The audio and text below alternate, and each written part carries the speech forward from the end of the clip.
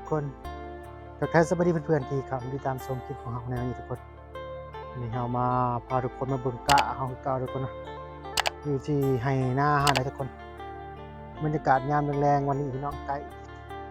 จะค่ำแล้วทุกคนนะมื้ออื่นก็เป็นวันจันทร์แล้วทุกคนพรุ่งนี้วันจันทร์แล้วจ้าทำงานเหมือนเดิมวนไปพี่น้องชีวิตของเราวนไปเหมือนเดิมจ้าเนาะถ่ายคลิปเก็บภาพบรรยากาศอยู่ที่ท้อน้องปูน้องปลาอยู่ที่ไหนาตะกะเฮาให้ทุกคนได้เบิ่งกันมีพี่น้องนี่จะเป็นไหนาเฮาตะกะนี่พี่น้องอันนี้มันที่นามันจัดที่สิได้หว่านปุ๋ยเลยคนจะเหลืองๆนั้นมันขึ้นแน่เลยเด้หว่านปุ๋ยแล้วก็สิสูบน้ำใส่แล้วก็สิหว่านปุ๋ยนั่นทุกคนจันนี้อันนี้สิตกตื่มมันกะมันมีพร้อมออกห่างโพดนะทุกคนโดยสิตกกะตื่มนิดนึงมื้อนี้มาเก็บภาพบรรยากาศอยู่ที่อ่าไหนาคือเก่าทุกคนมื้อนี้บ่ได้ไปไหนวันเสาร์อาทิตย์นะลงคลิปทีละเทื่อเสาร์อาทิตย์บางทีประมาณนี้ทุกคนบ่ได้สู่ลงคลิปดุคือแต่ก่อนแล้วมันบ่ค่อยมีเวลาแหน่หลายๆอย่างแหน่ทุกคนก็เลยว่าลงทีละ2เทื่อทีละเทื่อ2เทื่อนี่แหละเพิ่นว่าในช่องเนาะเพื่อบ่ให้มันห่างโดน นะบ่ได้มีหยังลงก็อย่าเลยพี่น้องลงคลิปต่อไปเฮานี่แหละทุกคนลงคลิปถ่ายวิถีชีวิตแต่ละวันก็เฮาได้ลงพี่น้องบันทึกไว้เบิ่งต้นเฒ่าต้นแก่แต่ถ้ามันแก่มาก็ยังได้เบิ่งว่าตอนนี้ครับก็หล่อปานนี้ซินะเพิ่นว่านะพี่น้องนะนี่ทุกคนโอ้มันจะกะพี่น้องสิได้สูบน้ำใส่นะสิได้สูบน้ำใส่เบิ่งนี่ก็เพราะมันอยากแดงๆเหลืองๆไปบ่ค่อยงามทุกคนเอ้ยเอากระแจกกระจายเบิ่งเนาะเขียวแดงเบิ่งนี้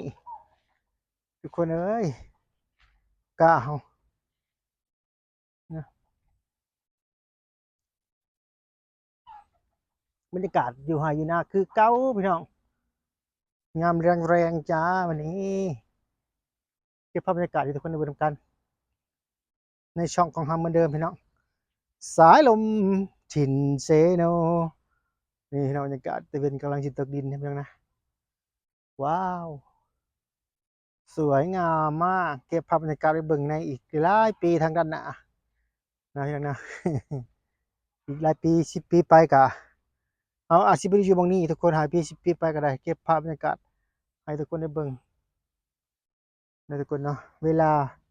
ไม่เคยรอใครคือเขาว่าให้พี่น้องเพราะว่าอ่าปัจจุบันนี้อยู่ตรงบอนนี้อยู่ตรงนี้เก็บภาพไปเบิ่งทุกคนบรรยากาศนะคือเก่าคือเดิมตามภาษาเฮาเพิ่นมักถ่ายคลิปแหละพี่น้องว่าง่ายใช่ปะ YouTube เพิ่นก็เฮ็ดมาโดนเลยเนาะมันก็เลยว่าอยากลงคลิปบ่ได้ลงก็คืออยากลงนั่นแหละเนาะ เพิ่นเคยลงคลิปจังซี่นะทุกคนเฮาก็บ่มีหยังหั้นนะพี่น้องเฮาก็บ่มีไผว่าง่ายซะปะใช้YouTube แหละพี่น้องเป็นเพื่อนในแต่ละวันนะใช้ YouTube อาศัย Social เป็นสิ่งที่เฮ็ดให้เฮาบ่เหงาว่าง่ายๆซะพี่น้องเฮาก็โสดแล้วทุกคนว่าง่ายโสดมาหลายปีแล้วมันบ่ได้มีคู่ โสดตั้งแต่เกิดบ่ได้มีคู่นำเขามีครอบมีครัวคือเขาอะนะ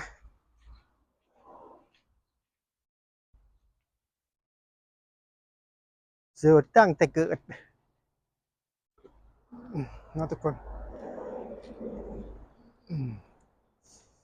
มีน้ำดอกไม้ครับทุกคนถ้าปลูกดอกไม้ดอกบานเย็นบานค่ำเพิ่นได้ประมาณนี้พี่น้อง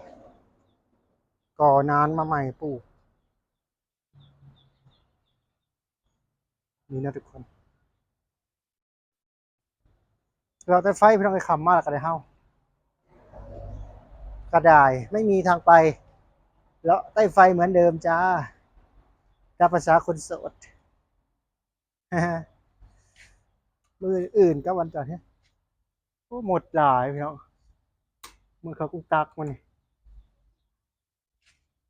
เอาซอขีดมันมาขีดแตกน้ำตับอยู่นะตอกไฟก็ได้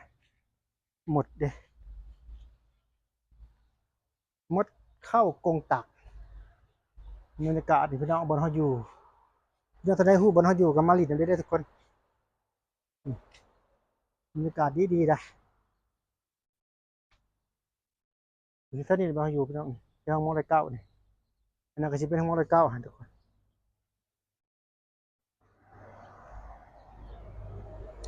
อันนั้นก็จะเป็นรถบรรทุกจากประเทศไทยจะไปกันมานี่รถเวียดนี่ทุกคนเส้นทางนี้เป็นเส้นทางลักแต่พี่น้องยุทธศาสตร์สามชาติสามประเทศเวียดนามไทยลาวมาเนี่ยทุกคนนะมาคลิปนี้กับสามีก่อนทุกคนบอกอย่างไรบางมายนะนี่เลยหน่อยทุกคนพบกันใหม่คลิปหน้าพี่น้องบายบายสำบายดี